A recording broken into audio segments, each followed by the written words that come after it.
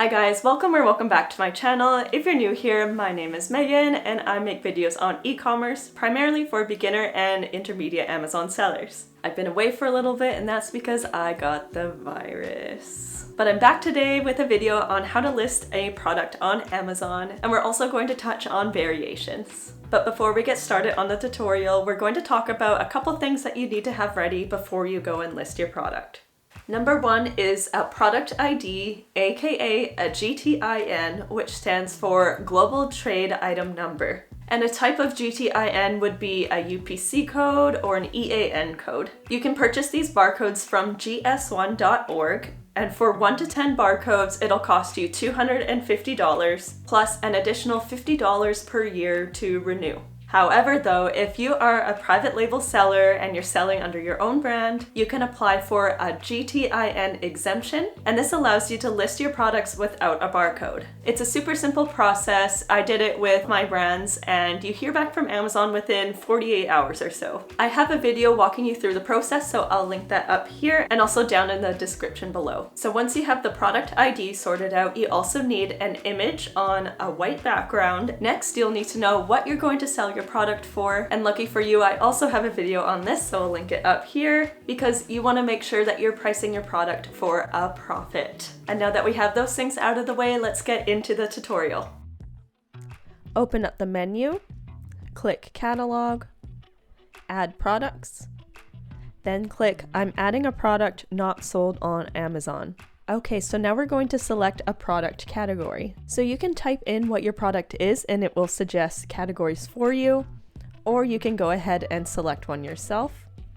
You can also star your favorite category, so if you want to upload more products in that category in the future, you don't have to go searching for it each time.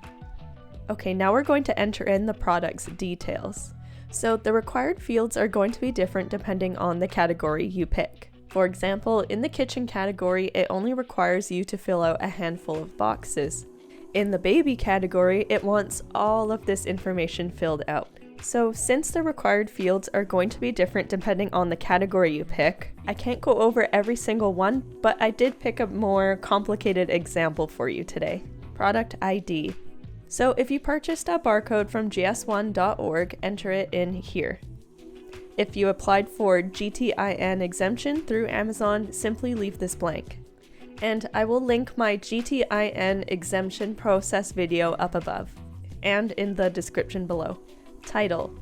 This is your listing title, so the title of your product. We could just put catnip toy, but Amazon product titles are long for a reason. You'll want to do keyword research to make your listing search engine optimized. You'll want to do this for not only your title, but for your bullet points, description, and back-end keywords. I will be putting out a whole tutorial video on this, so when I do, I'll link it in the description box. But let me just explain here for a second exactly how important keyword research is. Because when you create a brand new product, you have no sales history, so you're starting at the bottom in terms of ranking. So this is one of Helium 10's keyword research tools. I did what's called a reverse ASIN lookup on one of the top competitors to pull the keywords that they're ranking for and converting with. I narrowed down the search results to catnip toy because I want to see how competitive that keyword phrase is. So if you see here, if you list your product just as catnip toy, you're competing with over 2,000 other catnip toys. Next, you could be like, no problem, I'll simply run a PPC campaign for that exact keyword phrase and appear at the top of the search results. Well, here's the thing. It says here you'd be competing with about 458 other products bidding on that exact keyword. That means you have to spend a lot more to be able to show up for that keyword.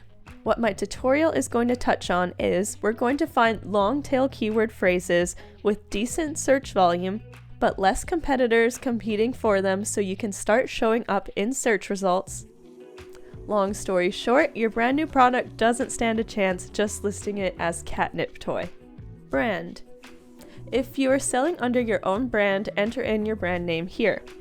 If you're selling a generic product, you can select this box. This product does not have a brand name. If you don't see this box, that means you probably have to go through the GTIN exemption process to be able to list under generic. Again, I have a video on this and you actually get approved instantly for generic, so click the link in the description box to watch that. Unit count. This is basically asking if your listing is a bundle or not. So it's asking when a customer orders one of your products, how many units are they going to get? And by units, it means barcoded items. So if your listing is a bundle of a pack of 3 cat toys with 1 barcode, a pack of cat food with 1 barcode, and a food dish also with 1 barcode, this listing includes 3 unique barcodes, so the answer would be 3. But we're just selling a catnip toy, so I'm going to enter in 1. Unit count of measure. This is a drop down and I'm going to select count. Is product expirable? Select yes or no. Manufacturer. I'm technically the manufacturer, so I'm going to put my brand name here. Now we're going to switch over to the offer tab. Standard price. This is the price you're going to sell your product for. If you don't know what to list your product for, I actually did a video on this as well, so I'll link it up at the top and in the description, but it walks you through how to use the FBA calculator and calculate all of your fees to ensure you're pricing your product properly for a profit. So condition, we're going to select new. Fulfillment channel. So select if you're doing FBA or FBM. FBA is obviously fulfilled by Amazon, and FBM stands for fulfilled by merchant. Some people decide that they want to fulfill orders themselves, so they package the orders themselves at their house and then take it to the post office. But I'm going to select FBA. Now we're going to switch over to the images tab. Now go ahead and upload at least 1 image. The first image has to be on a white background, and it must fill up a minimum of 75% of the space. Now click More Attributes. Description. Add at least 1 sentence to your description. Bullet points. Add at least 1 bullet point, but you will want to make use of all of them. So click Add More to add more bullet points. Once again, you want the description and the bullet points to be search engine optimized, so you don't want to miss my video on that, so make sure you click the notification bell so you get notified of when I upload those videos. Okay, so that's everything you need to be able to list your listing. When we clicked on more attributes, it gave us a ton more boxes to fill out if you want your listing to be super detailed. Now let's talk about variations. So we walked through how to list a single product, but what if you have variations to your product, such as different colors or different sizes? So what we're going to do is create a parent listing. You can think of parent listings like file folders. They hold and group together your child listings, and child listings are your listings that customers purchase. AKA what I just walked you through now is a child listing. So your parent listing doesn't need to be keyword optimized, have fancy photos, or anything like that. So to create a parent listing, open up the menu, click Catalog, Add Products. I'm adding a product not sold on Amazon. Select the same category that your child listings are going to be or are listed under. Now you just have to fill up the bare minimum, which is everything highlighted in red. Does this product have variations? Select yes, and then select variation type. Title. This title is for your eyes only, so it can be whatever you want it to be.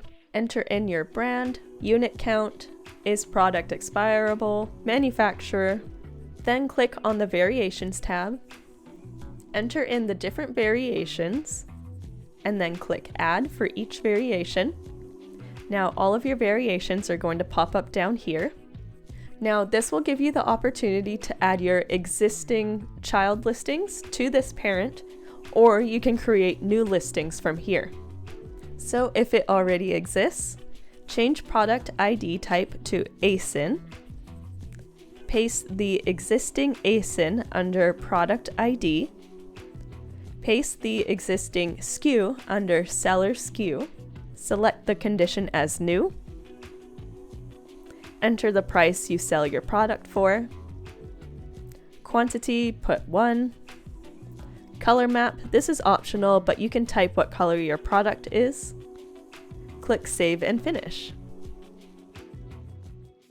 So that's everything that I have for you today. Thank you so much for watching. Please be sure to give the video a like as it really supports my channel.